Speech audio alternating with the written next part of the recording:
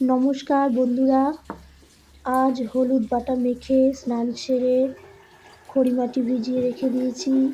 একটু পরে আমি আলপনা দেবো। আজ সরস্বতী পুজো, এই আলপনা দিচ্ছি। আলপনা দেওয়া হয়ে গেলে চন্দন বাটবো। সমস্ত কিছু রেডি করা হয়ে গেছে। চন্দনটা বাটা হয়ে গেলেই ব্যাস হয়ে যাবে। তারপর ঠাকুরমশাই আসবে, পুজোয় বসবেন। চন্দন বেটে দিচ্ছি, চন্দনটা বাটা বাকি ছিল, ওটা একটু বেটে দিচ্ছি।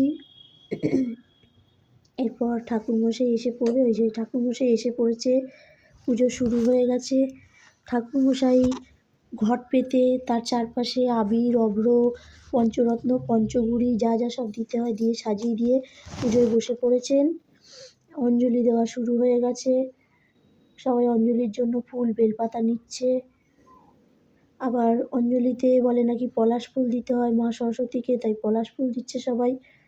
তারপর ফুলগুলো যাতে এদিক ওদিক না ছড়ানো হয়, একটা গামলায় করে মায়ের কাছে দেওয়া হচ্ছে। ঠাকুরমশাই আরতি করছেন। এরপর শুরু হবে যজ্ঞ। যজ্ঞের প্রস্তুতি হচ্ছে। যজ্ঞ শুরু হয়ে গেছে। এবার এই যজ্ঞে যে ছাই, ওই একটু কাঠকয়লা নিয়ে ওইটা সবাইকে টিপ পরানো হয়, যজ্ঞের টিপ। আর ঠাকুরমশাই যজ্ঞটা নিভিয়ে দিয়েছেন। এবার ওই যজ্ঞের টিপ সবাইকে পরিয়ে দেবেন। ঠাকুরমশাই নিজেই এসে পরিয়ে দেবেন।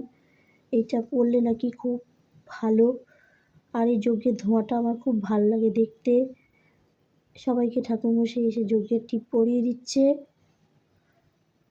এরপর ঠাকুরমশাই বাড়ি যাবেন, অন্য জায়গায় সব পুজো করার আছে। সবাই মিলে নমস্কার করছে ঠাকুরমশাইকে। ঠাকুরমশাই হয়ে গেলে এবার আমার মেয়ের বন্ধুরা সব এসেছে। একজনই এসেছে, দুজন তিনজনকে বলা হয়েছিল, ওরা কেউ আসেনি। আমাদের বাড়িতে রাইস আলুর দম হয়েছিল, বললাম তুই একটু খেয়ে যা। আমার ছেলেকে ধুতি পাঞ্জাবি পরিয়ে দিয়েছি, বরের মতন দেখতে লাগছে। সেই কবিতাটা আমার মনে পড়ে যাচ্ছে। বর এসেছে বীরের ছাদে, বিয়ের লগ্ন 8টা, পিতল আটা লাঠি কাঁধে, গালেতে গাল পাট্টা। ও টাকা নিয়ে হাতে করে করছে, সবাইকে দেখাচ্ছে। আমার বোনের মেয়ে রাগ হয়েছে, ওকে ডাকতে গেছিলাম, ওর মা বকেছে বলে ও রাগ হয়ে গেছে, ও আসবে না। তাই আমি ওকে বেশি কিছু বললাম না। আমি ঠাকুরের কাছে চলে এলাম একটু ঠাকুরের ছবি তোলবার জন্য। আজ আমাদের গোটা সেদ্ধ তৈরি করছে। তারপর আবার নতুন ভিডিওয় দেখা হবে। এখানেই শেষ করছি।